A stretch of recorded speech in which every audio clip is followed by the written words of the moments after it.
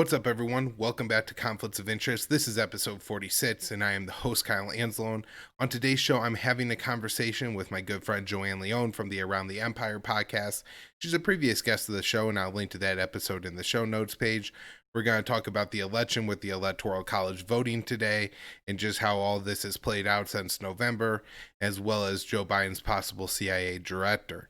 But before I get to that interview, I want to take a quick moment to thank the sponsor of the show, Paloma Verde. Supporting Paloma Verde is something you could do to support the show, and you'll get yourself some great CBD products.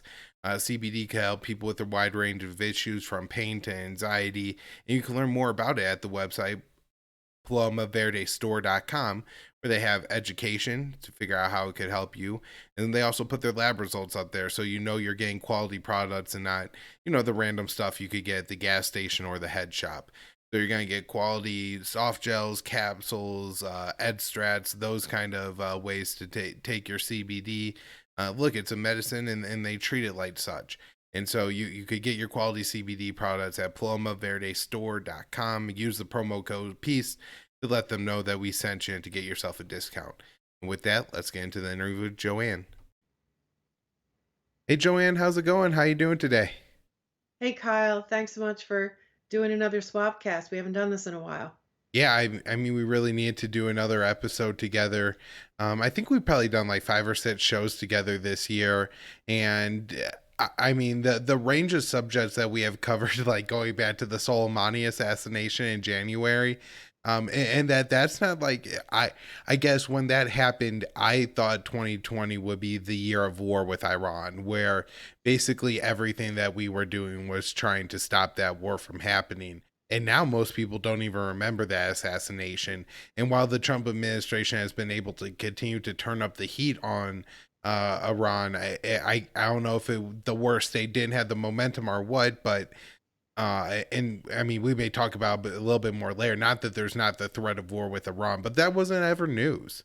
It hasn't been since February. So Iran doesn't even make the news when the U.S. sanctions are starving people to death and depriving people of medicine in the pandemic stricken country, which seems like it'd be a hell of a story to run against Donald Trump. Mr. COVID denying Trump is depriving the Iranians of medicines because he's such a terrible person and hates Barack Obama's nuclear deal. But that's not the top and most important news story for everyone. And so maybe we should talk about what is the top and most important news story today, as the Electoral College will go to vote, and that is the election. And I guess there's this YouTube censorship thing, and so everybody's being real careful about how they say things.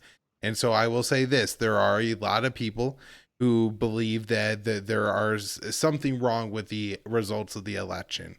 And so Joanne, I'll let you open with anything you have to say.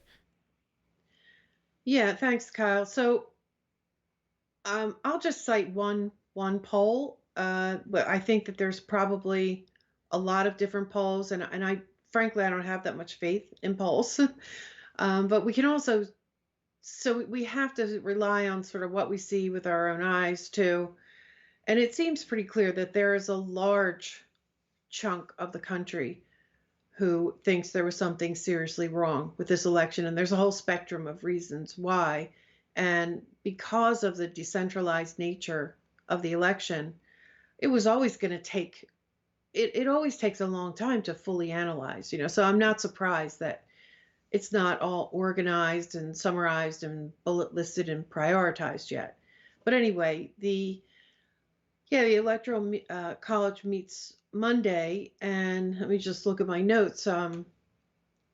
Washington Post just Sunday reported a CBS News poll that said that 62% of registered voters believe the election is over and that it's time to move on. So that doesn't say a lot about how they feel about the election, just that they're like, okay, let's get this over with. But 75% of Republicans, I guess among those registered voters, said they believe that it's not over and it should still be contested. Hmm. and just 18% of the people who voted for Trump, based on this poll, it here in 2020, voted for him in 2020, said that they consider Biden the legitimate winner. Now, you have to like take grains of salt and consider some people who will sort of never concede and that kind of thing. But there's got to be a significant number of people in there who would be willing to accept the outcome if they believed that everything was on the up and up. And I personally believe they have a lot of reasons to be skeptical, to be worried about what happened, to have a real issue with the way the whole thing went down. And both in the process and the various problems with the election, but also the reaction of the media, the way the media handled it.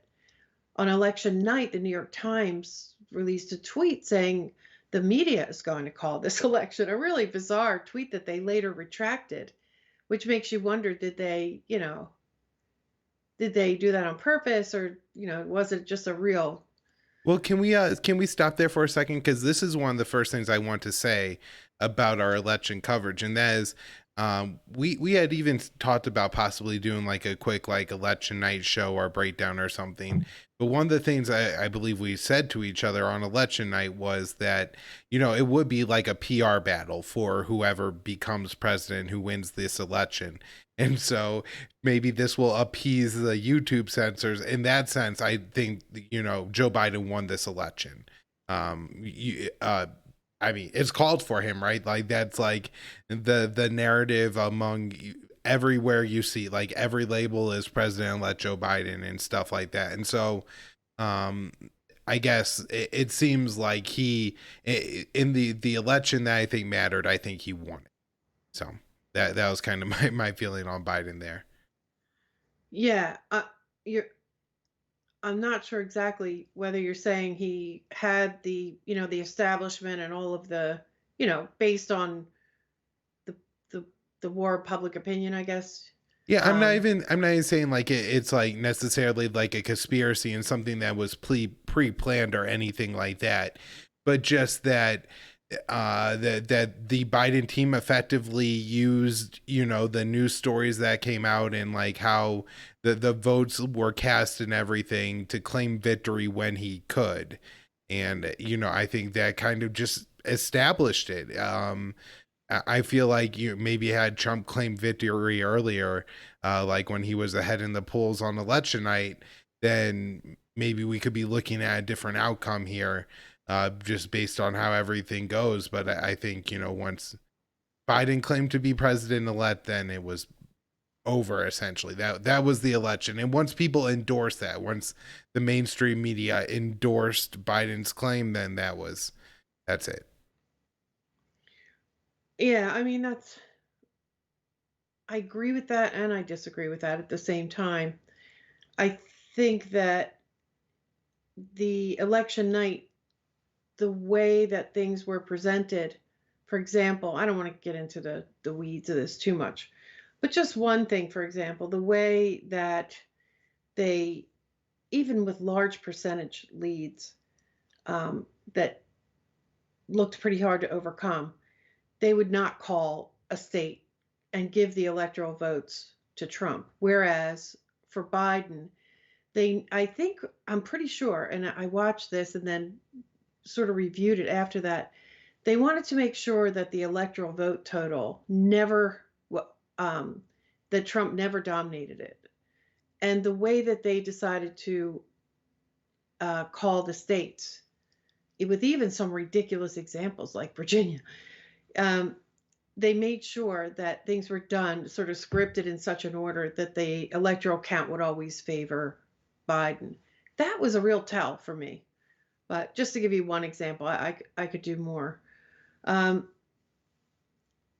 I guess where I disagree with you is that the media decided how to handle this based on what the results were as they were coming in. Now the whole thing was weird because you had these two sets of ballots. You had the whole thing was just a train wreck. And I think the way the Trump campaign handled it was a train wreck. But I also think that the Biden campaign overplayed their hand. I think the way the media um, just crushed any conclusion that there was any problems. They right out of the gate started saying there's no problem with this Yeah. election before they could ever have possibly done any kind of investigation or analysis. Right. And there are a And number of people after who have four done that. years of questioning an election, which was I felt like the most absurd part right away was just that they immediately said you're not allowed to question this, and then some of them are still questioning the 2016 election, and it just seemed obvious. Yeah. So yeah, I do think that there was a plan of pretty much exactly how to handle this. I mean, they can't predict everything that would happen, but I do think that, to get back to my original point, I think that is one of the reasons,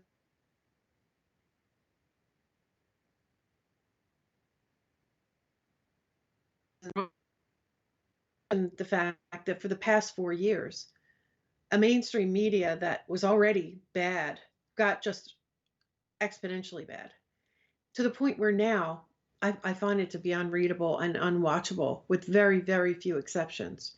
It's a complete waste of time, and in fact, it is it's bad for your mental health. Let's put it that Yeah. way. So No. yeah, Uh, there's so much fear and things like that. yeah. Well, I guess one of the things about the election too that seemed to be problematic for the people who said that you can't question anything about it was just that this was going to be a unique election, right? Like 2020 has been kind of a crazy year, and everybody will agree to that. Like 2020 is a particularly unique year, and honestly, if you had like been Exactly. like the French election is kind of a mess. There's some people voted at different times, and it's really confusing. People would be like, oh, well, that kind of made sense. And then it happens here, and it's just you can't even address that fact. And so like the mail-in voting, I guess, isn't obviously like I see the problems that people point to with it and everything like that. But at the same time, had Trump encourage his supporters to mail in vote early, I think it's possible he would have won the election. And I mean, I think it's honestly also possible that the fact that the mail-in voting was happening so far ahead of the election, and that there's mail-in voting, I think, in just about every state while Trump was in the hospital with COVID. Like all these things are huge factors that nobody's able to talk about, because if you have anything to say about mail-in voting, then you're just hateful and terrible. Yeah, and the Hunter Biden story, and not just Hunter, the Biden family story, was suppressed at a time when I believe early voting was already in process too. Right. So yeah, there are a number of things. Oh, I had But a couple notes here, just something to say too about elections. And, me and you are not coming at this as Trump supporters at all. And part of the reason I think is helpful for me and you to have this conversation is politically we're kind of on differing ends. I want to abolish government, and you definitely, I don't think, agree with that, right? And so, I'm a big fan of Ron Paul, and in the 2012 election, I saw them steal Iowa from him.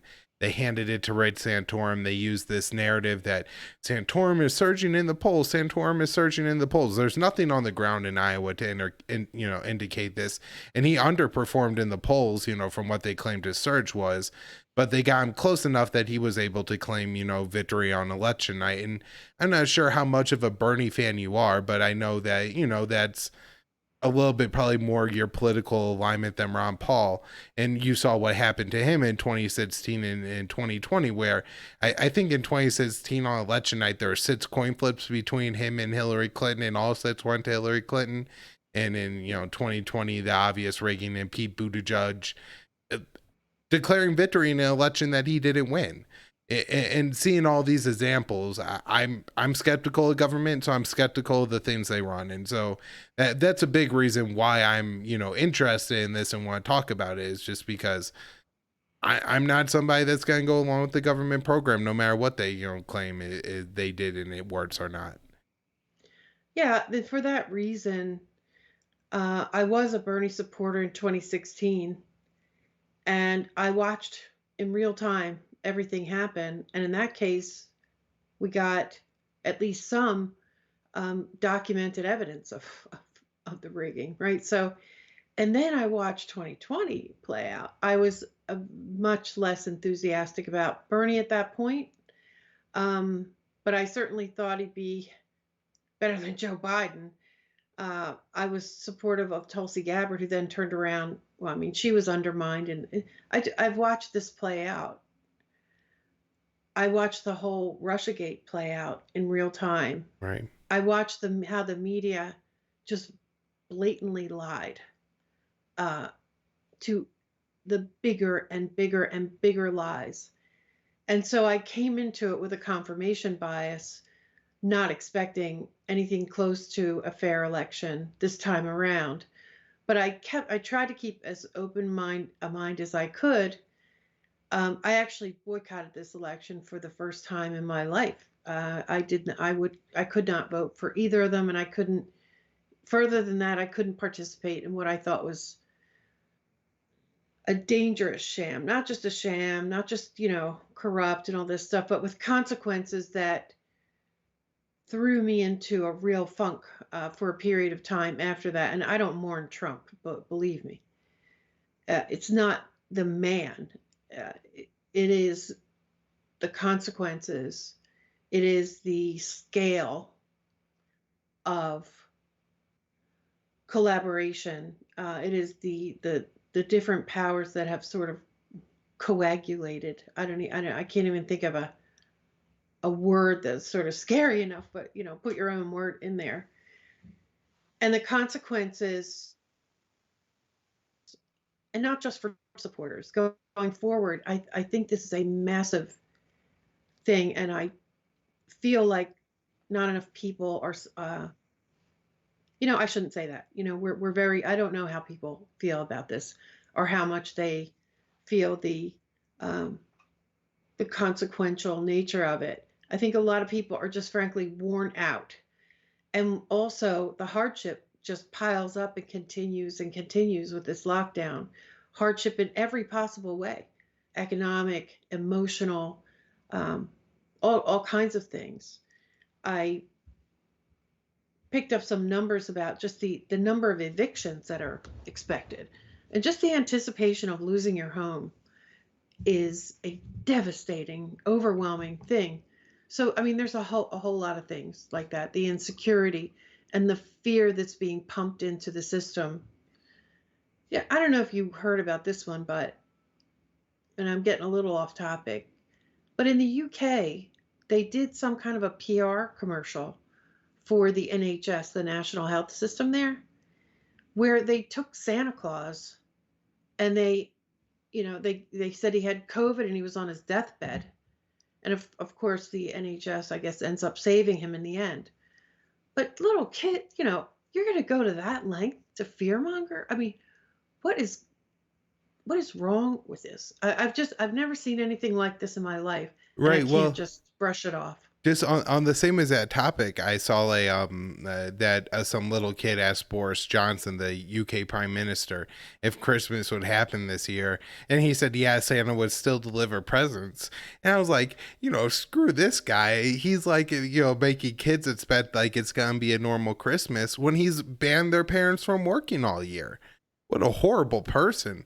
And I mean, I don't know how much football you've been watching this season, Joanne. I know that it probably hasn't been the most enjoyable year to watch, but if you Not have not for the been, team I watch. No. yeah, the commercials are.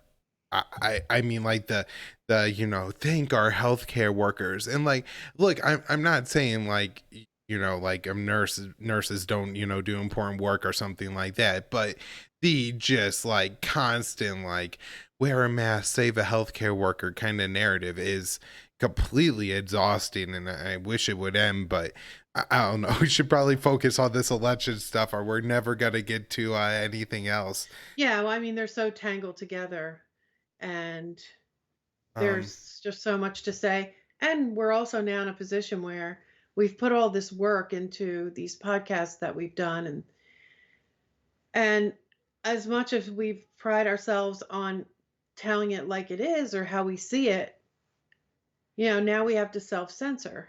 Right. Well, can I just say that's one of the reasons that like I was kind of nervous about putting this on the slate to talk about, just because I know that we're both people who are skeptical of government, right? And so that means when the government does something, especially in a unique situation, we're gonna be skeptical. But at the same time, like then I was like, oh well, if I'm not gonna talk about it because I'm scared of YouTube, well, like screw it. That's the reason I have to talk about it, and I have to, make those points. A couple things I was just, curious about, Joanne, and so it seems like every time, at least in my lifetime, from what I remember, every time there's a change of power in president, whether it was from Gore to, or from Clinton to Bush, or Bush to Obama, Obama to Trump, there was a substantial number of people in the country that weren't ready to set the election right away. I mean, Gore contested Florida. Obama was the birther stuff. I mean, there were Republicans who really believed. I was 18 at the time, and I was watching like Fox News. And so, like, I kind of like, absorbed that idea that, it was possible that the country was going to be saved, because not because like Obama was a secret Muslim, or because, black people shouldn't be president, but because he was actually born in Kenya. And yeah, maybe he was raised in Hawaii or whatever. But if he doesn't have the actual birth certificate, well, the letter of the Constitution, we're gonna follow that, and that means this guy can't be president. And eventually, like I think people kind of like settle in and realize that look, the same, like 90% of what the government does, no matter what administration, the number's probably a lot higher, doesn't change. And so whatever catastrophic warnings that, Obama was going to like sell the military to Russia, or whatever stupid thing that, Mitt Romney and John McCain put forward and stuff, people realize it's not true. Right. And so, I mean, this time it seems like, this is a little bit more substantive than the birtherism. And I hope I can say that. I mean, I don't know, maybe I'll get the YouTube flag just for saying that. But the birtherism stuff was thin. So I could see people holding on to it for a while, but something, I guess, kind of tells me that the emotions will fade. And part of the reason for this, and I guess part of what we'll talk about, maybe where we could go next, is that as much as I've read some things that made me curious about the results of the election and everything, nothing the Trump administration has put forward has seemed compelling at all to me. Not that I'm not saying that there isn't like an example of maybe some voter tampering or voter fraud that they've been able to raise, but the number of ballots that they would have to like change to get the election overturned, I haven't seen anything from them that resembles anything like evidence to prove, that amount of what they're going to have to prove to make Trump get his second term. You know what I'm saying there? I do. I don't agree with you, but Okay. I'll leave it at that because I don't want to go into details because then I will have to say things that the YouTube Right. censorship warning specifically warned against, and it's just not worth it. There are plenty of other people doing it. I think it's hard to go through. I think there were some loud, distracting things that maybe weren't the things that should have been paid attention to. I think there are other. Well, I don't want to go into too much detail, but I do disagree on that.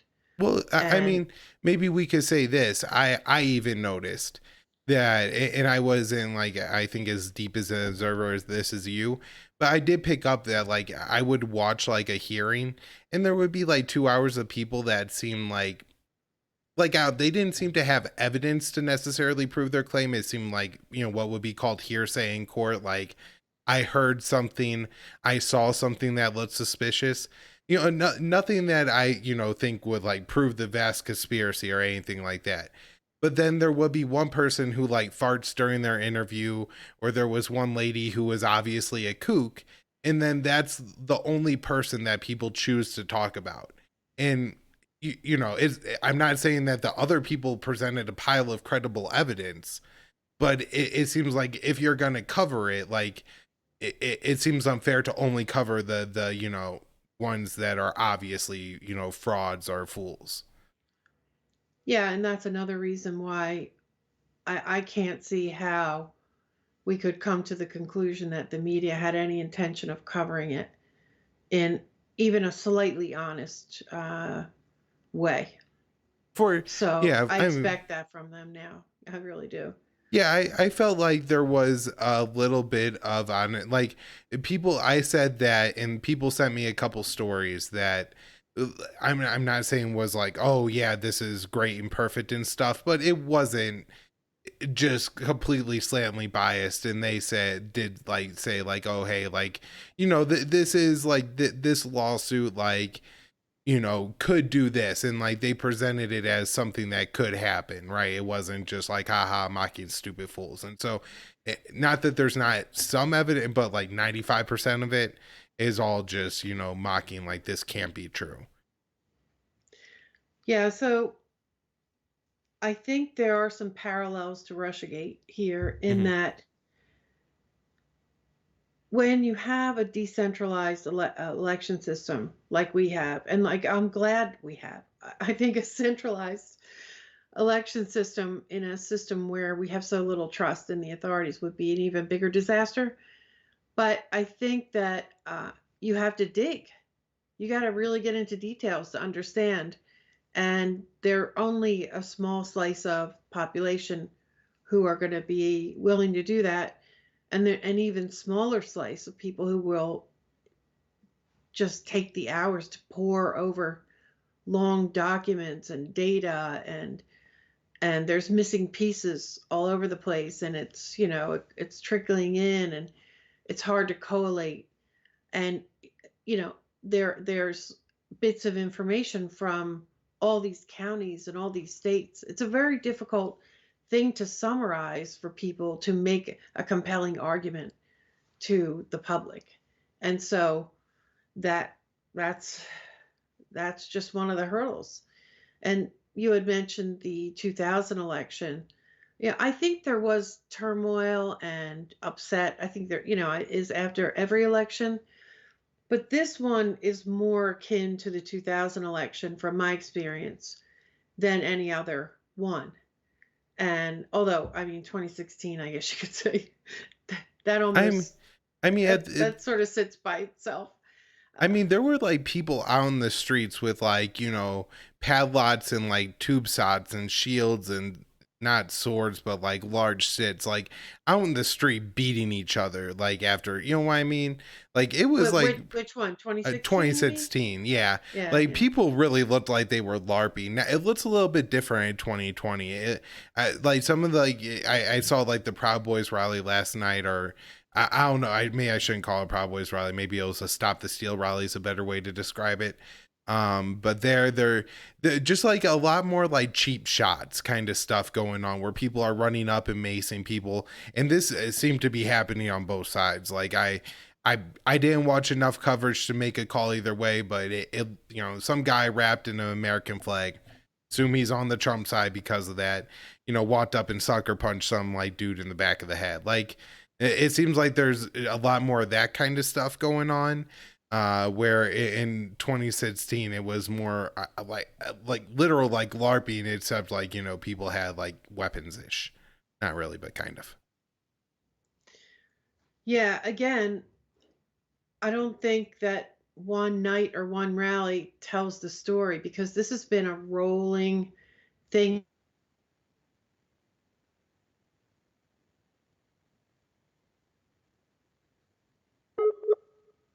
that's been going on, hatred, and the tit for tat.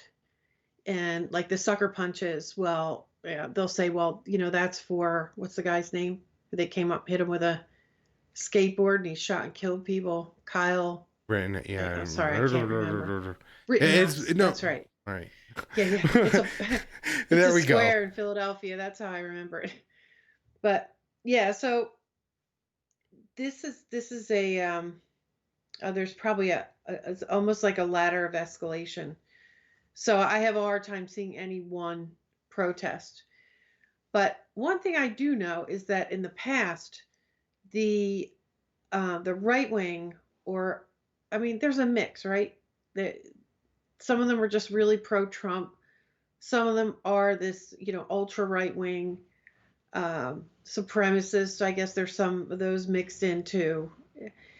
So the way their actions or anticipated actions were described in the media and among um, the chattering class, it always disappointed. We were expecting just this terrible stuff to happen, and then the event would be over, and it would be like, wow, those guys aren't really revolting very much at all.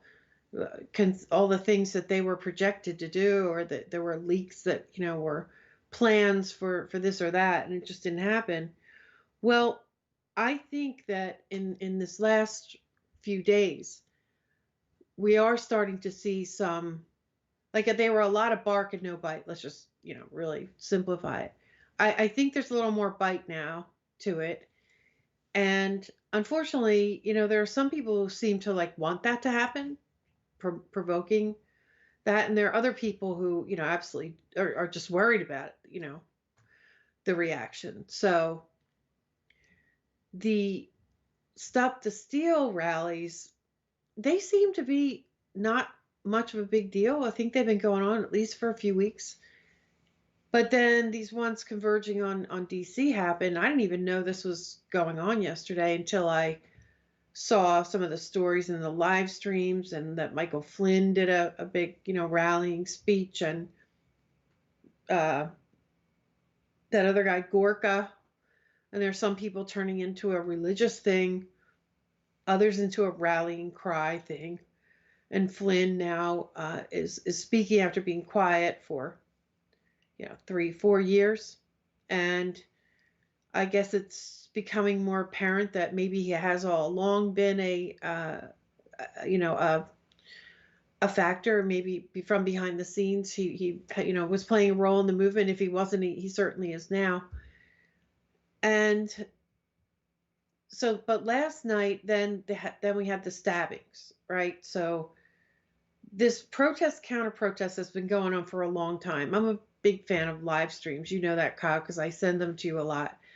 And because I'm worried my kids are going to get caught up in one of these things, because they happen to be in some of these cities where these things are happening. So there was a stabbing incident in front of a bar.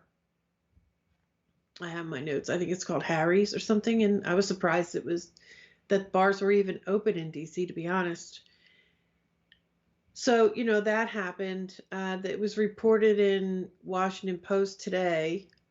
Today's Sunday. We're recording this, and just it says thousands of maskless rallygoers who refused to accept the results of an election turned downtown Washington into a falsehood-filled spectacle Saturday, 2 days before the Electoral College will make the president's loss official.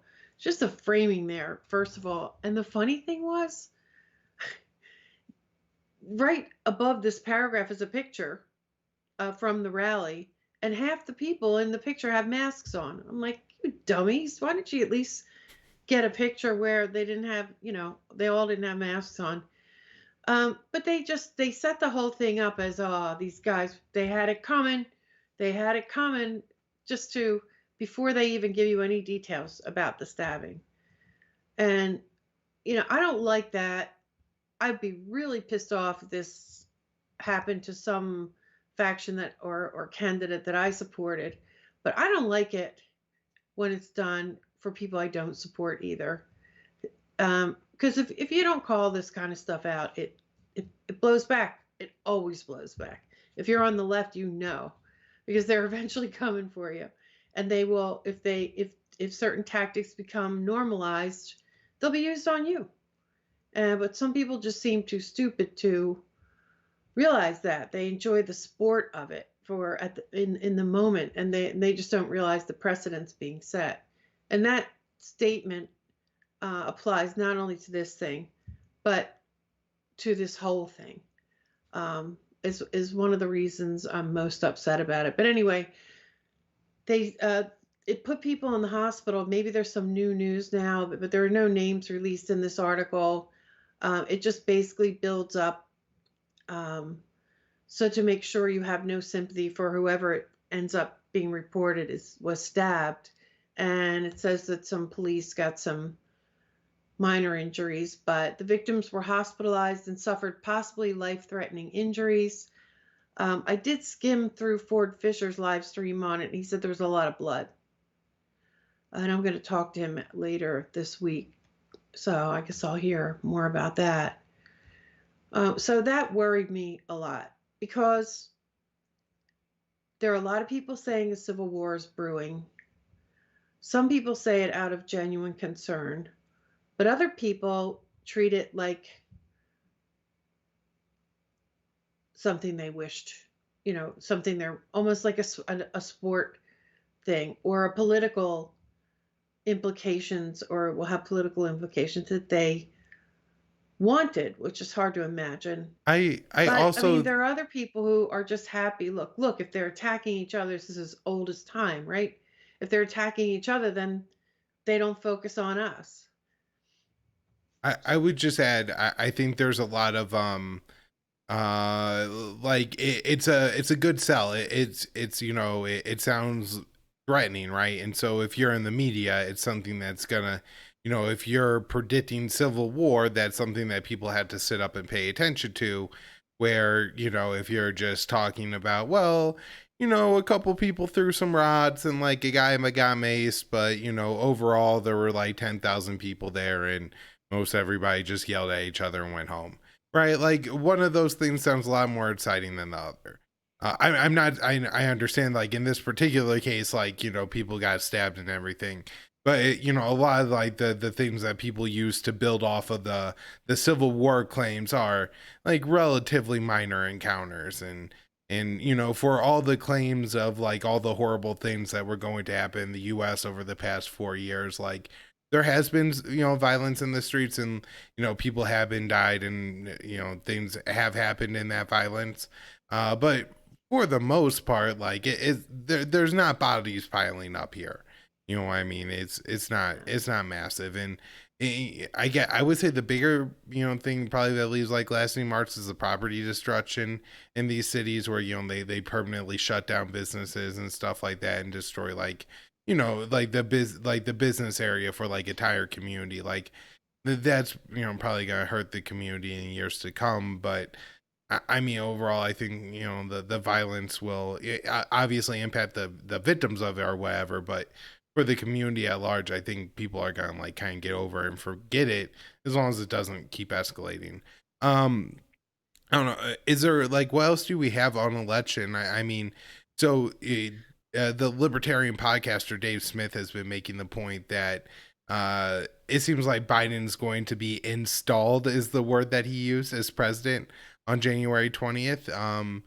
Uh, what do you is there any chance that something changes that, or is it just going to um continue forward? I, I don't see one. I haven't seen a path to victory for quite a while now. N- Not because it may have been legitimately earned, but there's just he's just up against too much. Powers that be who have decided that that is just not going to happen, and I think for that reason, it's not going to happen. Whether he won or not, I don't know. I don't think. I think there's a very good chance that we'll never know. It's going to be like one of those decades long things where people argue back and forth and the conspiracy theories swirl and all of that. But no, I think Biden's going to be in office. Yeah. All right, are we ready to move on to the Mike Morrell stuff? Yeah, I'm ready. All right. Do you think we should start with the video of Mike Morrell? Yeah, I think I like that video. I mean, I hate that video. Yeah. All right. So I like it as a good example. Yeah. All right. This is about a minute and 40 seconds. You'll hear the video that me and Joan will talk about. I'd give them the things that they need to both go after the Assad government, but also to have the Iranians and the Russians pay a little price, right? When we were in Iraq, the Iranians were giving weapons to the Shia militia who were killing American soldiers, right? The Iranians were making us pay a price. We need to make the Iranians pay a price in Syria. We need to make the Russians pay a price. The other thing I would do... We make them pay the price by killing Russians? Yes. And killing Iranians? Yes. Covertly. So you don't tell the world about it, right? You don't stand up at the Pentagon and say, we did this, right? But you make sure they know it in Moscow and Tehran. Here's the other thing I want to do. I want to go after those things that Assad sees as his personal power base, right? I want to scare Assad. So I want to go after his presidential guard. I want to bomb his offices in the middle of the night. Well, that happened about 2 years ago. As you remember, when his brother-in-law was...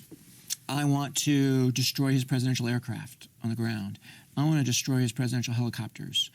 I want to make him think we're coming after him, right?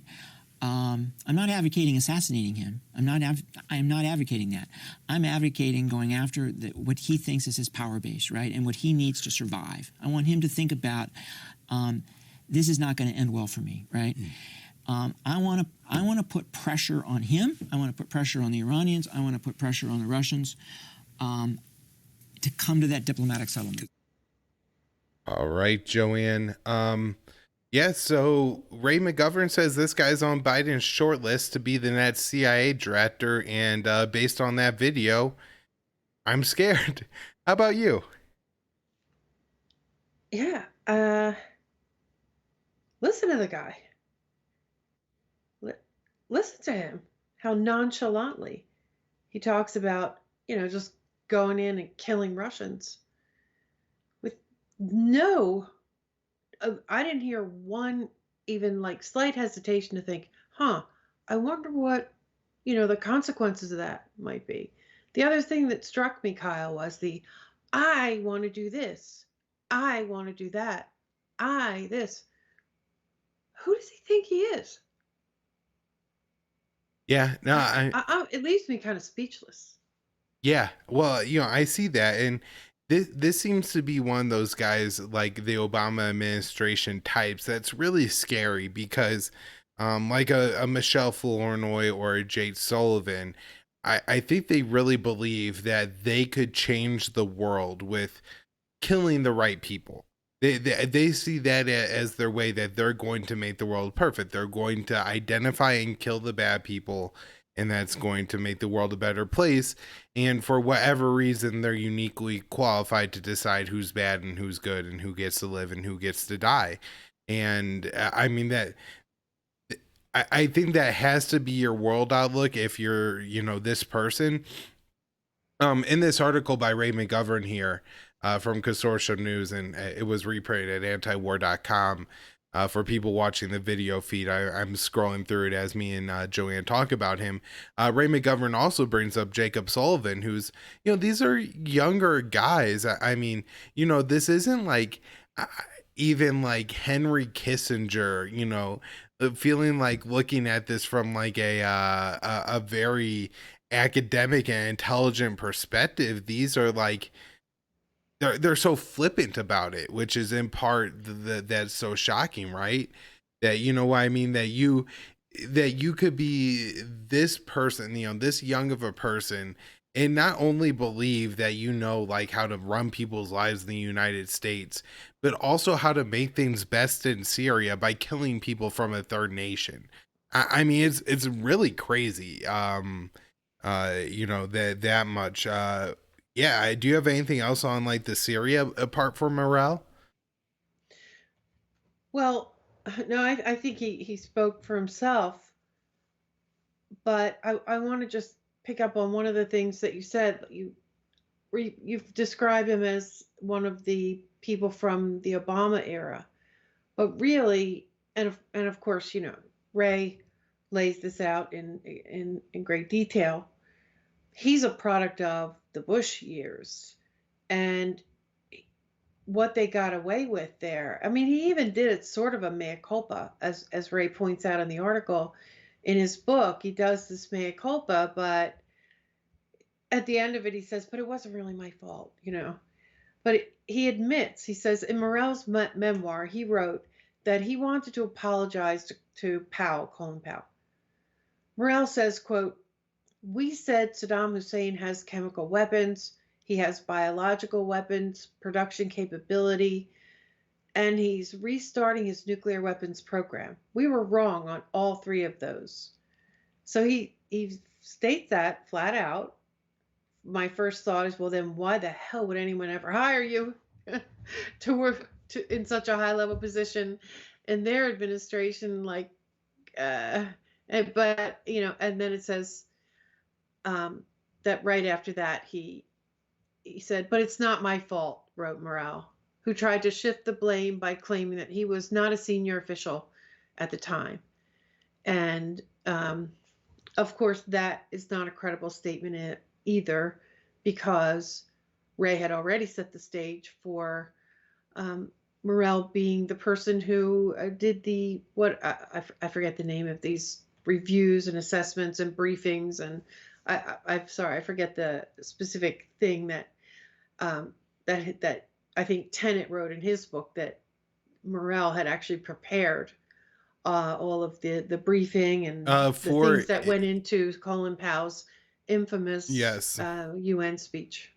Yeah, so yeah, Morrell briefed Colin Powell on all of that, which is interesting because I think I remember like Larry Wilkerson saying prior to Colin Powell getting that briefing, like they had brought up, like him and Colin Powell had brought up reasons that they were skeptical, and then the CIA came back with what turned out to be fake evidence, I think, claiming that Zubaydah had tied Saddam to 9/11. And so that I don't know if it was presented by Morrell, but it seems like he at least would have been in the chain to to tell the truth there. Now the other thing that I just think is so important to note is that this guy, acknowledges that he lied to Colin Powell. And I think a lot of people have acknowledged and identified Colin Powell's speech being fairly important to America's decision to go to war in Iraq, right? Now, when the now late Representative Walter Jones realized the mistake he made, as one of a majority of congressmen that voted to go to war in Iraq, that small that in a way, I think compared to what Morrell did on the intelligence side, kind of a small role. He felt so bad that for the rest of his life he wrote apology letters to families of and American veterans who were harmed by the his war and his decision. And Morrell's they're high level people. It really wasn't on me. Yeah, and he's a torture apologist as well, whether that was a defensive measure or not. And I feel like the only reason why he made any of these admissions was because of just the utter failure and the complete change of public opinion on the whole thing, and the fact that that the media at the time did publish things, did report things that were either leaked or figured out or whatever. We still had we could speak then. There was plenty of trash cheerleading media as well, but there was at least some, enough to get through, enough to change almost the entire country's mind about the whole thing, to the point at this point we have some, according to polls, some overwhelmingly large percentage of people who not only don't support the Iraq War, but now they say it was never worth fighting. And that includes the veterans, a poll of veterans, and another poll of general public with similar outcomes. So I don't know. I don't think that Morrell would ever have made any of those admissions had it not been for, for that course of events. So as important as this guy's history is, Joanne, and especially how many people do you know that vote for Biden who had this idea that Biden would surround himself with better people than Donald Trump, and that's one of the reasons to elect Joe Biden, even if Biden wasn't I mean, there's things you could find in his past that he said that are clearly racist. He supported there's so many flaws in this guy's past. Plus, no matter how you feel about Joe Biden, he's clearly not at the peak of his mental capabilities anymore, right? And so there was a sense that this guy's advisors are going to be fairly important, and so nice talking about all the damage that this guy has done in the past, but what do you think this nutcase is going to do once he gets this power? Assuming he becomes CIA director. Who, Morrell? Yeah. He's a second bite at the apple at Syria for sure. God only knows what in Ukraine, and they'll just pursue the regime change, the ultimate regime change in Russia, which seems to be what they're obsessed about in the Brzezinski mindset. And it's interesting because I saw another article that Lavrov had spoken out very recently. Like, let me see if I can find it here. Yeah, here we go. Just a couple days ago, I guess, Lavrov made a big statement. He said, the article says, saber rattling in the West is down to the fact that the US and the EU have woken up to the idea that Russia as an independent power, and they don't appreciate the challenge, according to Moscow's top diplomat who spoke frankly to RT. And he talks about that their goals are to not allow us, speaking for Russia, to make our own decisions about ourselves, to be an independent nation, and that they just constantly pursue regime change and they want to slice and dice Russia. So I haven't heard him talking about that in a while, and now he's bringing it up again. And I think that's part of the reason why, is because the people who Biden is bringing into office. Yeah. I was kind of thinking of this a little bit more, not from the great power competition, which is certainly a very important thing to keep our eye on, but how this is going to impact the U.S. terror war and Mideast wars going forward. As I don't think that Biden would support like a re-invasion of Iraq.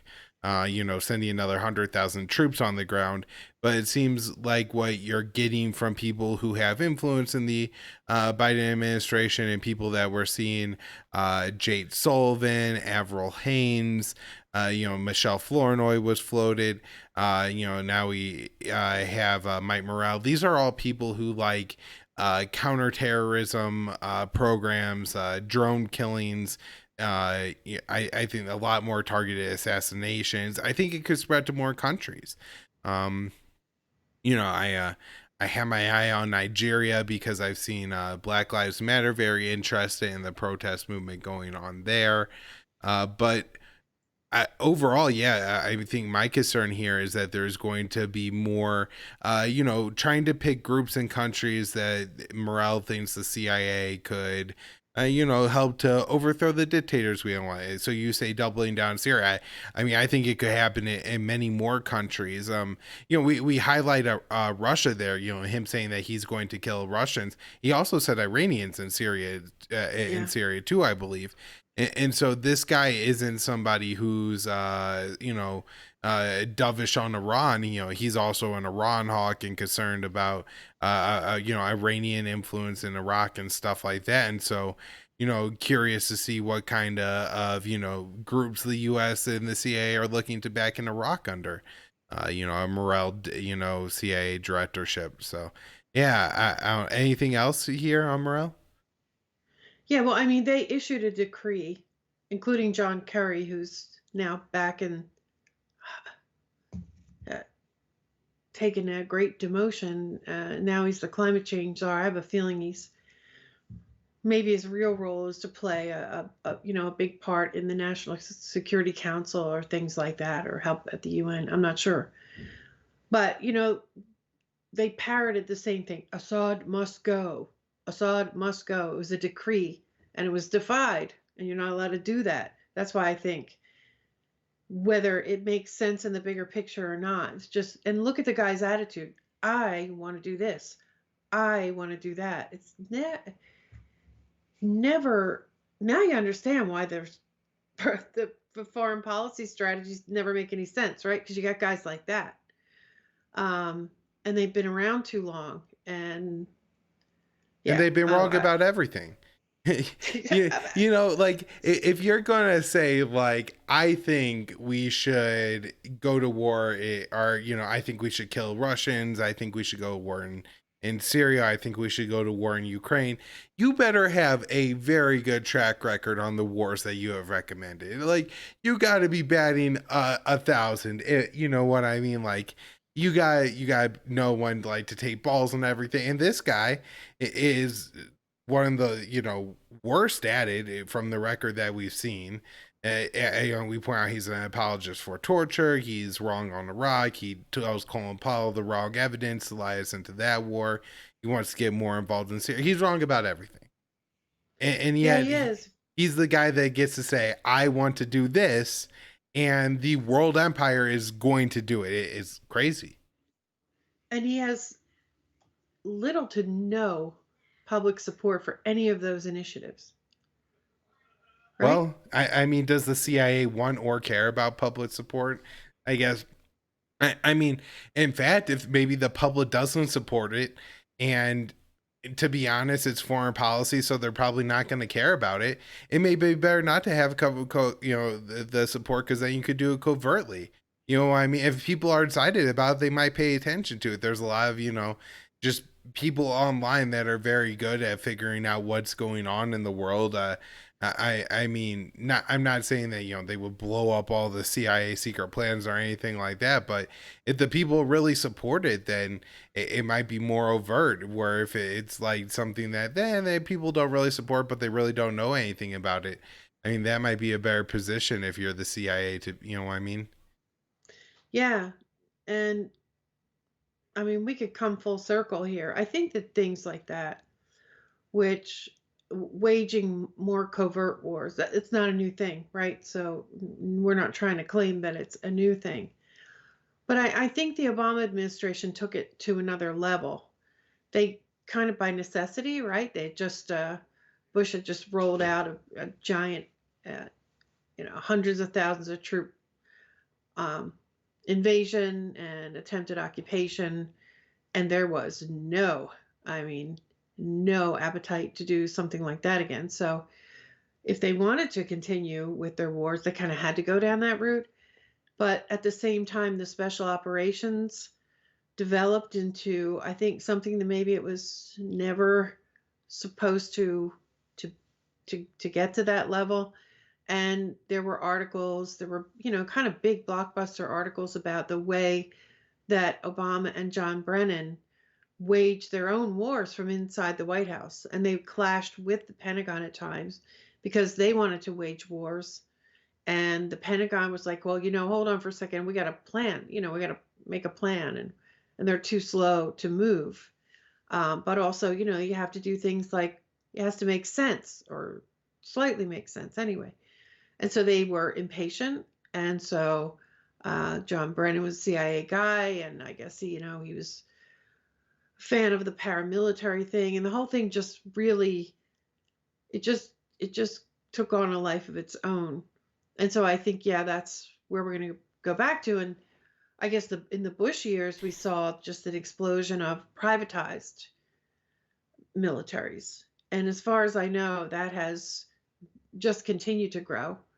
And it's also convenient in a country that is generally doesn't support any more wars unless it's true defense. And so, oh, you just get some mercenaries. I mean, hey, you let the military train them, and you hire the people who just come off of deployments, and that saves you. You get all kinds of advantages. So yeah, I think it'll be things like that. I think it'll be really secret. I think Trump really helped that along by keeping more things secret, by giving generals on the ground more autonomy over what they do. I think some of those things will continue. Um, but I, I don't think it will be a good thing. I don't think. I hope anyway that we won't have this constant worry about whether somebody's gonna, be able to pull off a major attack on Iran. We probably don't have to worry about that. Maybe. I don't know what kind of deals Biden made to get the support of various people. I mean, I guess that remains to be seen. How much the neocon influence has in his cabinet, because he certainly had support of some of the most prominent neocons. So I don't know. That's unprecedented. This alliance between the biggest warmongers in the country, some of the worst people in the world, in my view, coming together for this. I don't know. I'm afraid to really predict what they might do. Right. Well, I have to say, as much as it seems like Biden wants to get back in the JCPOA and that he has put people in, positions around him that seem to want that as well. My concern is that there are a number of Senate Democrats who are not good on this issue, who are Iran hots, and who will oppose it. Now, I don't think Biden's going to need any kind of Senate approval to do this. However, we've seen Congress try to force the president to be more hawkish with this current NDAA by saying that you can't remove troops from Afghanistan unless certain conditions and reports and everything come out and is met and everything. Just like in the past, they've like prevented Donald Trump or presidents from lifting sanctions on different countries. And so I'm worried that something like that is going to happen, or that it just quickly becomes too much of a political expense for Biden, who I think is going to be far more concerned about his domestic agenda and decides to punt or simply ignore the Iran issue or not, get back in the JCPOA. And I don't know if that could simmer for 4 more years with people like Mike Morrell as CIA director to make sure that intentions are ramping up in the background with these covert kind of timber sycamore arm the Syrian jihadist plans.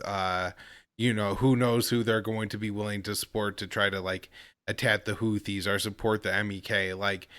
I have a lot of concerns that it would be like something like a Biden administration sleepwalking into a war with Iran. But we are getting to an hour here, Joanne, so we may want to wrap this up soon. But I want to let you say whatever to respond and stuff. Yeah, well, I would say again to sort of bring it full circle. First of all, I don't know, Joe, how cognizant Joe Biden even is of how much is going on or how capable he is of strategizing and this kind of thing. I honestly think that he's a front man. And the other thing is that I don't think political pressure is going to be a thing anymore, because I don't think we have elections anymore. All right. Well, I mean, I see the point there. And, I think certainly when you look at it from as broad as a perspective as we do, libertarians have always said that there's no way they will allow Ron Paul to be president. Even if he had, enough people in enough states to vote for him to be president, they would make sure it wouldn't happen. And there's a lot of things that would happen up until that point. But this is something that libertarians have always said. It's not controversial. And in fact, most other people will say it to you. They go, they'll never let that guy become president. Why do you support him? I'm sure you heard that about Bernie a few times, right? That futile effort. Yeah. Right. They people will tell you they know that much. So hard to disagree with you, at least on that point, Joanne. So I Well, guess, let me leave it on just a tiny bit more optimistic. okay. There are going to have to be new ways to apply political pressure, given the sort of instant censorship that can happen, snap decisions that can happen, right? And the fact that elections are looking pretty dubious right now. So there has to be some new ways to apply pressure. Yeah.